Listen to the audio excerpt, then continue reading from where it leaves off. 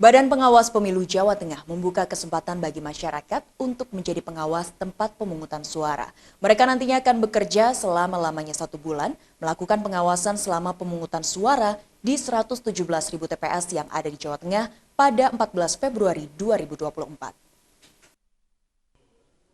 Hal tersebut disampaikan oleh Komisioner Bawaslu Jawa Tengah, Rofi Udin, usai membuka kegiatan sosialisasi pembentukan pengawas TPS di Semarang Selasa pagi.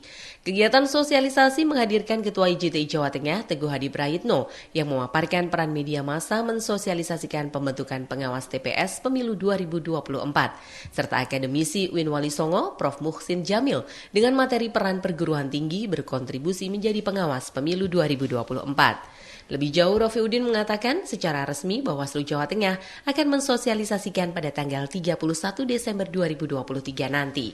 Sementara pada tanggal 2 sampai 6 Januari, mereka yang memenuhi syarat sebagai petugas pengawas TPS sudah bisa menyerahkan pendaftaran ke kantor Panwaslu Kecamatan atau Panwaslu Kelurahan setempat.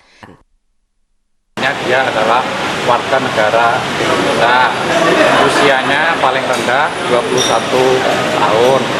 Kemudian lulusan SMA atau sederajat. Dia juga bukan anggota partai politik sekurang-kurangnya dalam jangka waktu 5 tahun terakhir.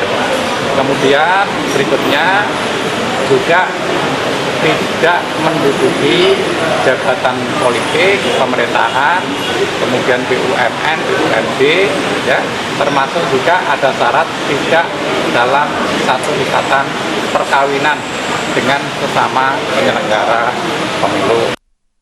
Sementara dalam paparan Ketua IJTI Jawa Tengah yang juga sebagai Kepala Biro iNews Jawa Tengah, Teguh Hadi Prayitno mengungkapkan proses pengawasan di TPS merupakan hal yang penting dalam pesta demokrasi.